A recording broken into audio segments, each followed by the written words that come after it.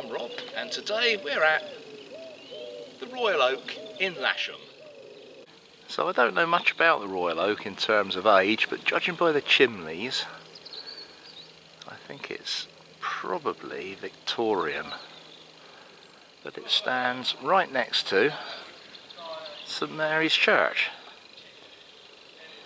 Let's go and have a look.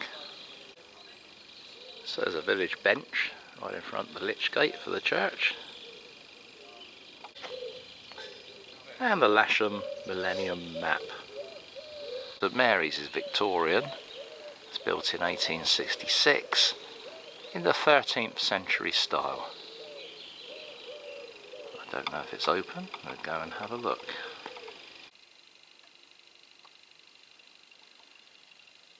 So very nice, typical Victorian church inside. Lovely wooden pews. Regulars will know I like wooden pews. But bear in mind this is the hottest day of the year so far. This church is prepared. I've never seen that in a church before. What a good idea.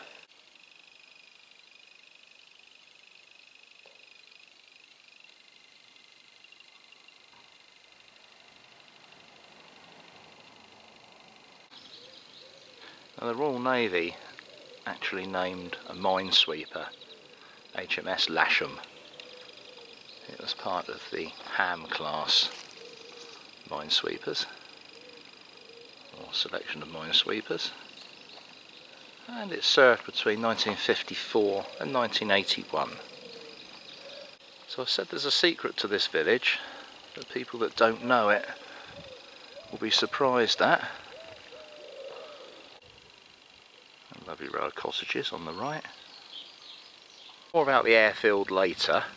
There's a lot of surprises with that airfield, which I will tell you about at the end when we visit it. Until then, the walk starts on the road. It's not a busy road, but we just keep following it and following it. And we'll turn off in a bit.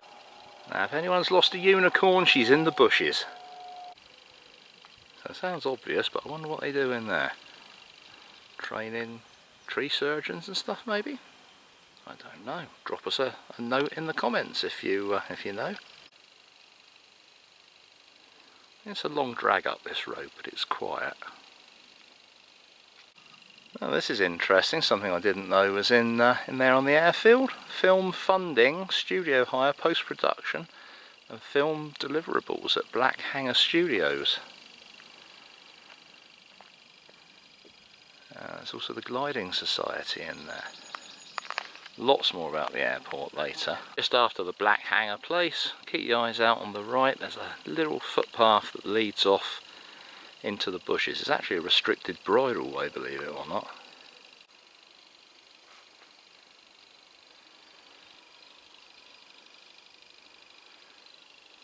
That looks like a pigeon. Got the wrong side of a fox there. Or a bird of prey of some sort. Not much left of the poor old pigeon. When you get to this point, where there's a really enticing looking bunch of trees and shade more to the point, there's also a post here. It shows you a path going off to your right through the crop field, and that's where we go. And the wheat is ripening off quite nicely now.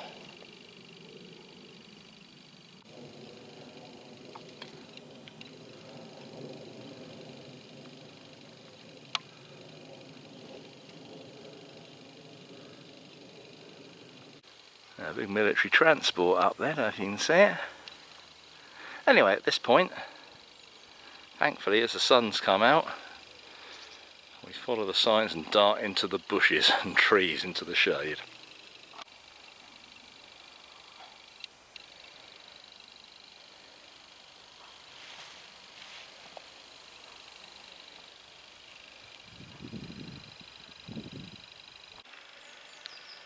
Oh, it looks like we've come out on a rough camping field.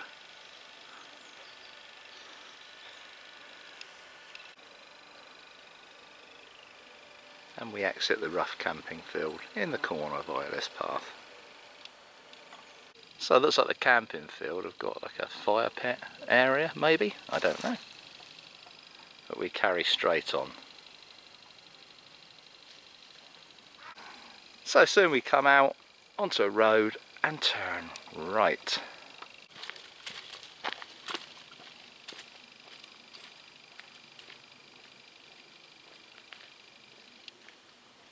Walking into the village of Shalden, and this is Shalden Farm. Lovely, lovely red roses, and a lovely, what looks like 15th century farmhouse, 16th century farmhouse. Probably 16th, I'd say. Absolutely beautiful. There's even a nice barn to go with it.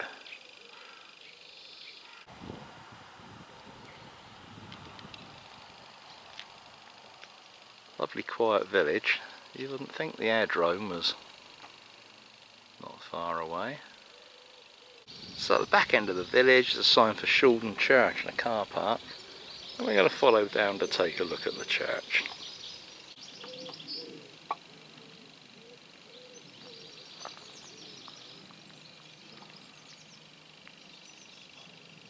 This is the church of St Peter and St Paul at Shalden. And don't be fooled, they're not as old as they look, neither this one nor the one over at Lasham. This one's from 1863. Again, it's on a 13th century design, and again it's on a site that previously had a Saxon church. But they do look very, very pretty. There's Commonwealth war graves here as well.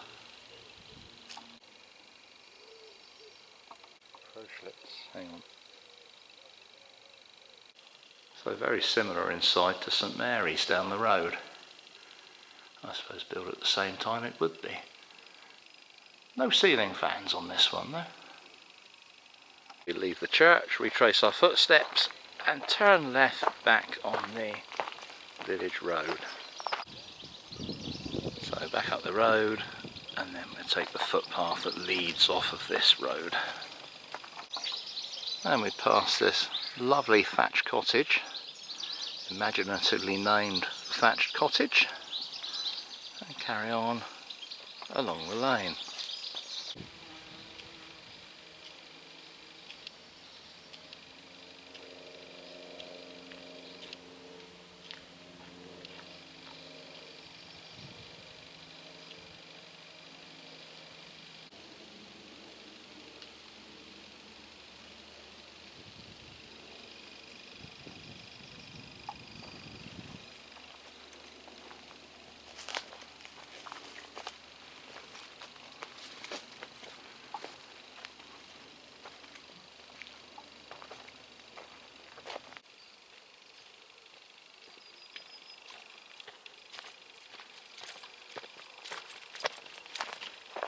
Well, these are field beans or broad beans, and they're grown possibly to harvest, but also they're sometimes grown to burn later to increase the nitrogen in the soil for other crops.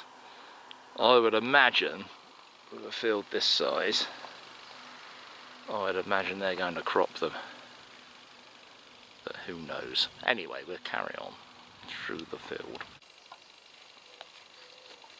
See that we're very high up, as I say, 560 feet above sea level. Lovely views from here. And we dip back down into Lasham village itself. So we got to the cornfield and the path went a bit woolly, but it is up through the cornfield. And you get to this point and it's through the gap in the hedge into the other cornfield, and you follow the path up into the trees. A lovely bit of cool respite. And we come out onto a lane by some farm buildings. And there we are, you'll recognise these cottages from earlier in the walk. Almost down at the church. You just got to turn left. So we're back at the pub again, and you can stop your walk here, or if you carry on this little spur that I'm going to take, you'll see this airfield. Stick with me though and I'll tell you all about it. We've just passed the pub and carried on down the lane. Keep walking right to the end.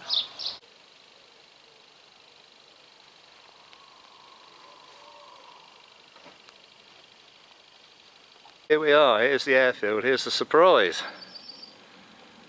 You can see more airliners than you can shake a stick at there. And I'll give you the history and tell you all about it.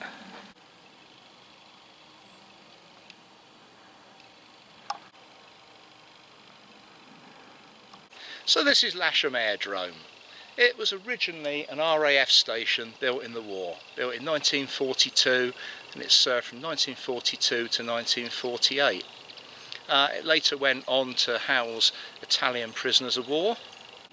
But during the war, the US Army had a presence here with the 38 Wing Cooperation Command. Then Fighter Command came here with their Hurricanes and Spitfires, and then Bomber Command even. And it was from here that a daring raid was launched on Holland, when 613 Squadron flew their Mosquitoes in to The Hague in Holland, and they destroyed the central records of the Gestapo, saving many lives. They flew as low as 50 feet to perform a really accurate bombing raid there. Post-war it was used for satellite tracking, testing racing cars, and then aircraft maintenance with General Aircraft, Dan Air, FLS, ATS, and then eventually 2XL, who are still here now. And basically they're taking airliners, they hold them up there, sort of mothball them if you like, they'll also maintain them, and it's really impressive when you go in there. They were a customer of mine, and they can strip an airliner right down to the airframe, so it's just a skeleton, and that's all part of the maintenance process on these big airliners that you... Now allegedly there's also the biggest gliding club in the country here, and that's Lasham Gliding Club. It has ties to Cambridge, I think Cambridge University. So with the gliders and the movement of the commercial traffic, the big airliners and things, there are years when there have been more movements from this airfield than Southampton International Airport, more properly known as Eastleigh Airport. The gliding club's across the other side of the airfield along the perimeter track. Typically there are lots of gliders flying over us this morning on the walk that I haven't been able to manage to film, and now that I'm here at the airfield I can't see any up in the skies. So here we are, we're back at the Royal Oak again. That was 5 miles, nice little walk across the countryside, very quiet roads, and we finished off looking at the very large airfield in this small village, and that I think will be the surprise to a lot of you in Hampshire. Probably didn't know that the airfield existed. If you enjoyed the video then please like and subscribe, and maybe I'll see you on the next one. So a lovely garden right next to the church. Now, unfortunately it's closed today, it's cleaning day, but they kindly let me in to take a few shots of the pub. And this is the bar area.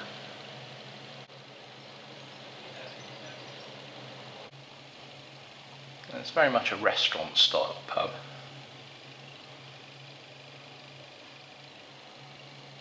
Lots of little rooms off, nice cosy rooms.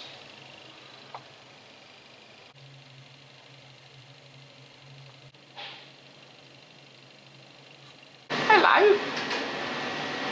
Hello! So thinks of me.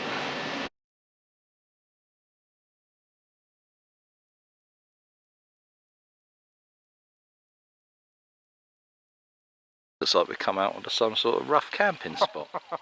Shut up! I'll try that again. And filming. Hope you choke on your bagel. Right, when Trevor's finished choking, God. Let's have some civilised talk. Right, okay, so.